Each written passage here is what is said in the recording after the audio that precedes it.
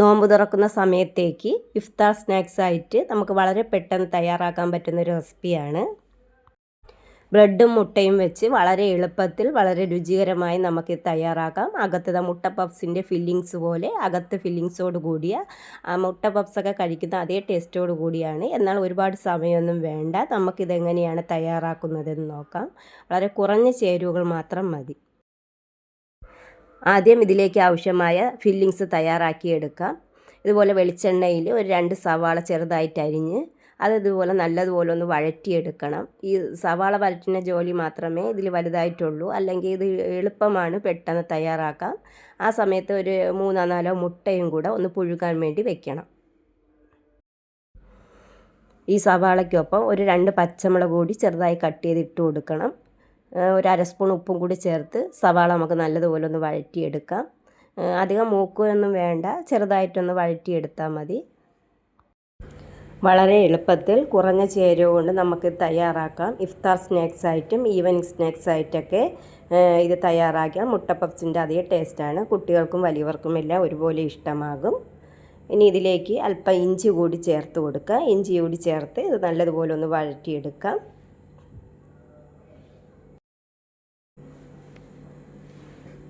ചതച്ച് വെച്ച ഇഞ്ചി കൂടി ഇതിലേക്ക് ആഡ് ചെയ്ത് കൊടുക്കാം. ഇനി ഇഞ്ചിയും കൂടെ ചേർത്ത് നല്ലതുപോലെ ഒന്ന് വഴറ്റിയെടുക്കാം. ഒരുപാട് അങ്ങ് ബ്രൗൺ കളറൊന്നും ആവണ്ട, ചെറുതായിട്ടൊന്ന് വഴന്ന് വന്നാൽ മതി. ഇനി ഇതിലേക്ക് അല്പം പൊടികൾ കൂടി ആഡ് ചെയ്ത് കൊടുക്കണം.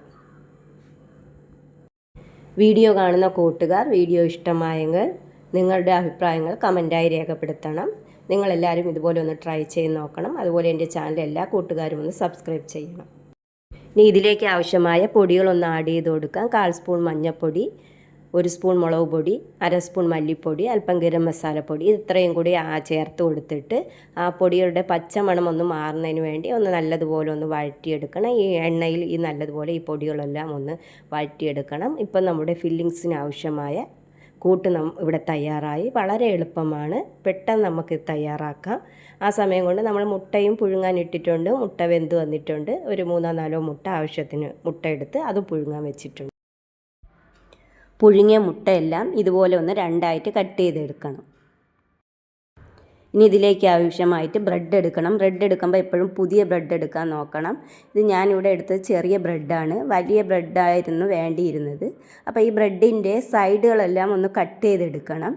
ഈ സൈഡ് കട്ട് ചെയ്തെടുക്കുന്ന ആ ഭാഗം കളയല്ലോ, അത് നമുക്ക് മിക്സിയുടെ ജാറിലിട്ട് ഒന്ന് പൊടിച്ചെടുക്കണം. ബ്രെഡെല്ലാം ഇതുപോലെ 2 സൈഡും കട്ട് ചെയ്തെടുത്തിട്ടുണ്ട്. കട്ട് ചെയ്തിട്ട ഭാഗം നമുക്ക് മിക്സിയിലൊന്ന് പൊടിച്ചും കൂടെ എടുക്കാം. ഇനി ഇതുപോലൊരു ചെറിയ ബൗളിൽ അല്പം പച്ചവെള്ളം എടുക്കണം. വെള്ളത്തിൽ ഈ ഒരു ബ്രെഡ് എടുത്ത് മുക്കണം. എന്നിട്ട് അതൊന്ന് കൈ വെച്ചിട്ട് അതിലുള്ള വെള്ളത്തിൻ്റെ അംശമെല്ലാം ഇങ്ങനെ ഒന്ന് പിഴിഞ്ഞ് കളയണം. വലിയ ബ്രെഡാണെങ്കിൽ 1 ബ്രെഡ് മതി. പക്ഷേ ഇത് ചെറിയ ബ്രെഡായതുകൊണ്ട് ഞാൻ ഇവിടെ 2 ബ്രെഡാണ് തയ്യാറാക്കാൻ എടുക്കുന്നത്. ഇതിലേക്ക് ഈ ബ്രെഡിൽ നമുക്ക് ആ സവാള വഴറ്റിയത് ആദ്യം ഒന്ന് വെച്ച് കൊടുക്കാം. അതിലേക്ക് പകുതി മുട്ട കൂടി, മുറിച്ച് വെച്ചിരിക്കുന്ന പകുതി മുട്ട കൂടി ഇതുപോലെ ഒന്ന് വെച്ച് കൊടുക്കണം. അപ്പോൾ ഇത് വലിയ ബ്രെഡായിരുന്നെങ്കിൽ ഈ 1 ബ്രെഡ് മാത്രം മതിയായിരുന്നു. അപ്പോൾ ചെറിയ ബ്രെഡായതുകൊണ്ട് 1 ബ്രെഡും കൂടെ ഇതുപോലെ വെള്ളത്തിൽ മുക്കി ഒന്ന് പിഴിഞ്ഞെടുത്ത് അതും കൂടെ ഇതിൻ്റെ പുറത്ത് വെച്ചിട്ട് നമുക്കിത് രണ്ടും കൂടെ ഒന്ന് ഓവൽ ഷേപ്പിൽ നമുക്കിതുപോലെ ഒന്ന് കൈ വെച്ചൊന്ന് നമുക്ക് നല്ലതുപോലെ ഒന്ന് ഉരുട്ടിയെടുക്കാം. വെള്ളത്തിൻ്റെ നനവുള്ളതുകൊണ്ട് ആ വെള്ളത്തിൻ്റെ അംശമെല്ലാം നല്ലതുപോലെ പോയതിന് ശേഷം ഇതുപോലെ നല്ലതുപോലെ ഒന്ന് ഉരുണ്ട് വരും. നല്ല ഓവൽ ഷേപ്പിൽ ഇതുപോലെ ഒന്ന് ഉരുട്ടിയെടുത്തതിന് ശേഷം അപ്പോഴേ തന്നെ നമുക്ക് ഈ ബ്രെഡ് ക്രംസിൽ ഒന്ന് കോട്ട് ചെയ്തെടുക്കാം. വളരെ എളുപ്പത്തിൽ ഇത് നമുക്ക് തയ്യാറാക്കാം. ഒരുപാട് ജോലിയൊന്നുമില്ല. വേറെ മാവ് കുഴയ്ക്കുകയോ പരത്തുകയോ ഒന്നും വേണ്ട. ഇതുപോലെ ബ്രെഡ് ഉണ്ടെങ്കിൽ ഇതുപോലെ കയ്യിൽ വെച്ച് നല്ലതുപോലെ ഉരുട്ടി അതിനകത്ത് ഫില്ലിങ്സും വെച്ചിട്ട് ഇതുപോലെ നമുക്ക് ഈ ബ്രെഡ് പൊടിയിലൊന്ന് നല്ലതുപോലെ ഒന്ന് പൊതിഞ്ഞെടുക്കാം. ബ്രെഡ് പൊടിയിൽ പൊതിഞ്ഞെടുത്തതിന് ശേഷം ഇതിനെ നമുക്കൊന്ന് മാറ്റി വയ്ക്കാം. എന്നിട്ട് ബാക്കിയുള്ളത് കൂടി ഇതുപോലെ തയ്യാറാക്കിയെടുക്കാം.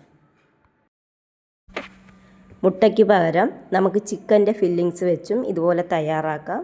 ഉണ്ടാക്കാൻ വളരെ എളുപ്പവും എന്നാൽ കഴിക്കാൻ വളരെ രുചികരവുമാണ് ഈ സ്നാക്സ്. ഇതുപോലെ തയ്യാറാക്കിയിട്ടില്ലാത്ത കൂട്ടുകാർ ഇതുപോലെ ഒരു പ്രാവശ്യമെങ്കിലും ഒന്ന് തയ്യാറാക്കി നോക്കണം. അങ്ങനെ ബാക്കിയുള്ളത് കൂടി എല്ലാം നമുക്ക് ഇതുപോലെ മുട്ടയുടെ ഫില്ലിങ്സ് വെച്ച് ഒന്ന് പൊതിഞ്ഞെടുക്കാം. വീഡിയോ കാണുന്ന കൂട്ടുകാർ എൻ്റെ ചാനലൊന്ന് സബ്സ്ക്രൈബ് ചെയ്യണം, ലൈക്ക് ചെയ്യണം, ഷെയർ ചെയ്യണം. നിങ്ങളുടെ സപ്പോർട്ട് ഉണ്ടെങ്കിലേ എനിക്ക് മുന്നോട്ട് പോകാൻ പറ്റുകയുള്ളൂ. ഈ സ്നാക്സ് തയ്യാറാക്കി നോക്കിയാൽ നിങ്ങൾക്ക് എല്ലാവർക്കും ഇഷ്ടമാകും. 4 മണിക്ക് ചായയുടെ ഒപ്പമാണെങ്കിലും ഇഫ്താർ സ്നാക്സ് ആയിട്ട് വളരെ പെട്ടെന്ന് ബ്രെഡും മുട്ടയും വെച്ച്, നമ്മളെ വീട്ടിൽ ഈ സാധനങ്ങളെല്ലാം ഉണ്ട്, ബ്രെഡും മുട്ടയും സവാളയെല്ലാം. വളരെ എളുപ്പത്തിൽ നമുക്ക് തയ്യാറാക്കാൻ പറ്റുന്നൊരു സ്നാക്സാണ്. എല്ലാം ബ്രെഡ് പൊടിയിൽ ഇതുപോലെ ഒന്ന് കോട്ട് ചെയ്തെടുത്തിട്ടുണ്ട്. ഇനി നമുക്ക് വെളിച്ചെണ്ണ ഒഴിച്ച് ചൂടായി വരുമ്പോൾ നമുക്കിതൊന്ന് ഫ്രൈ ചെയ്തെടുക്കാം.